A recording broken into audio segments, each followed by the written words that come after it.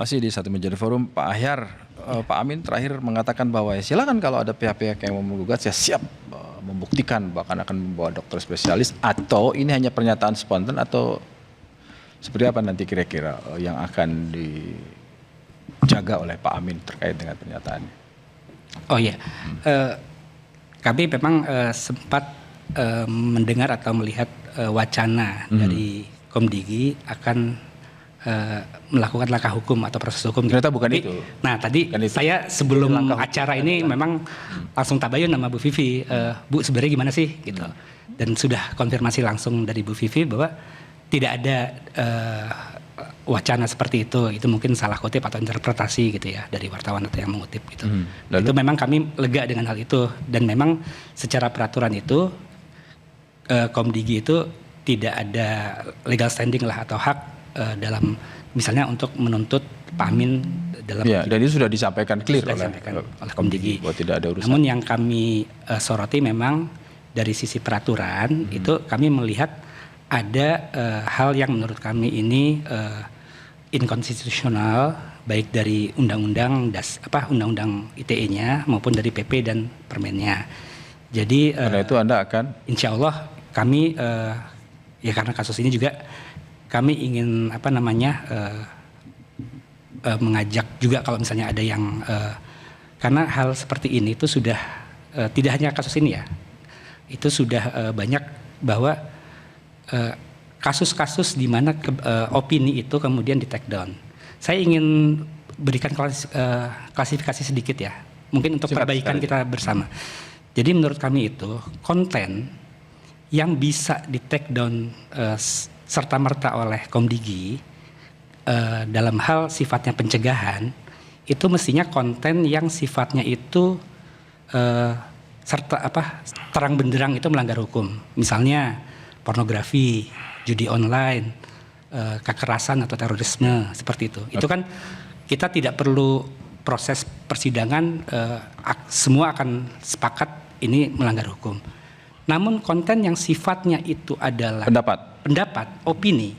Misalnya gini, seseorang mengatakan. Dan Anda menyebut bahwa yang ada di dalam video Pak Amin itu adalah pendapat. Nah kalau yang disampaikan Pak Amin itu adalah pendapat. Misalnya seperti orang mengatakan ijazah palsu atau apa, itu pendapat. Nah jadi kita untuk konten-konten yang sifatnya opini, maka menurut kami itu pemerintah eksekutif itu tidak berwenang untuk melakukan take down serta-merta. Kita tunggu. Sangat berbahaya ya Pak Ahyar ya kalau disinformasi, ruang digital kita dipenuhi oleh banyak sekali hoax, disinformasi, itu luar biasa berbahaya. Bagaimana kita ingin menjaga ranah digital yang aman, dan bagaimana kita misalnya ingin menerima kritik yang berdasarkan fakta nanti tercampur aduk oleh disinformasi yang tidak berdasarkan fakta. Jadi ini menyesatkan, bisa menimbulkan kegaduhan di ruang publik, dan sangat-sangat berbahaya kalau tidak diintervensi. Kalau misalnya atas nama menyampaikan pendapat yang tidak sesuai fakta dan masuk ke dalam ranah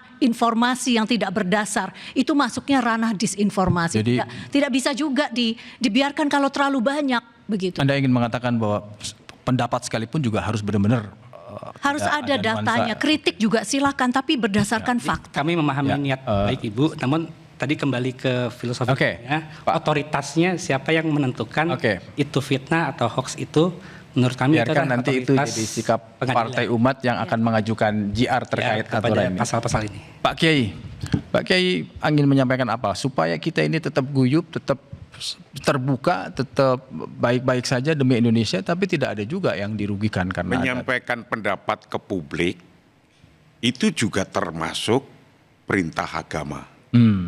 Jika itu dilakukan benar faktanya, benar data-datanya, dan tujuannya adalah untuk memperbaiki tujuannya. Tapi jika itu adalah merupakan fitnah yang tujuannya adalah untuk mendowngrade suatu kehormatan, itu yang harus dijaga. Jangan sampai itu menjadi tuduhan yang bisa meluluh lantakan kehormatannya seseorang tanpa data. Jika datanya cuma katanya, Karenanya data cuma katanya Jangan dalam disampaikan konteks dulu. tuduhan pribadi itu termasuk disebut qadzaf.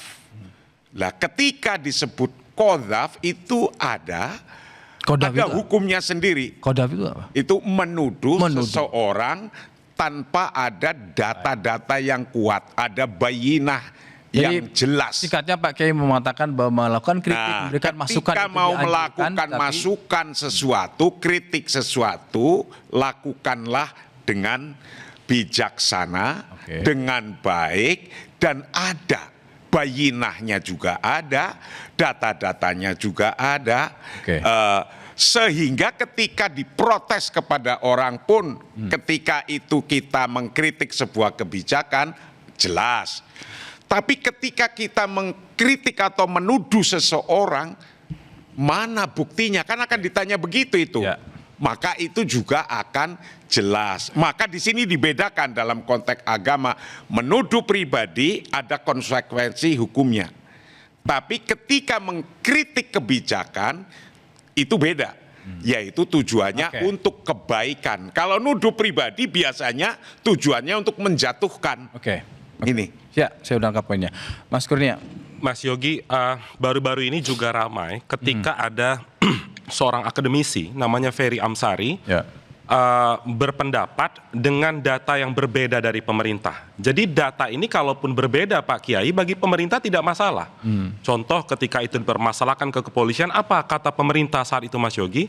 Kementerian HAM mengatakan Ferry Amsari tidak bisa diproses hukum karena itu bagian dari kebebasan berekspresi yang bisa dipertanggungjawabkan. Jadi yang terpenting Mas Yogi, datanya mana? Ya. Jangan kata orang. Kalau kata orang sudah menjadi korban hoax, juga menjadi penyebar hoax.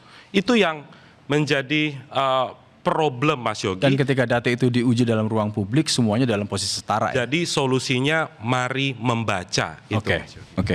Bu Vivi, karena tadi sudah ada yang mau disampaikan komitmen Ya, kalau soal- Komdigi terakhir. ini benar-benar serius, kita Oke. punya komitmen bersama dengan seluruh elemen masyarakat ya. Kita ingin mendorong literasi digital dan juga memastikan bahwa kebebasan berekspresi kita undang agar masyarakat bisa punya kebebasan berekspresi, tapi kebebasan berekspresi yang seiring dengan tanggung jawab. Oke, terima kasih. Terima kasih Pak Kiai, terima kasih Pak Ahyar, terima kasih Bu Vivi, terima kasih Mas Kurnia. Kebebasan berpendapat adalah hak konstitusional yang dijamin undang-undang. Namun hak ini dibatasi juga oleh undang-undang alias limitable right.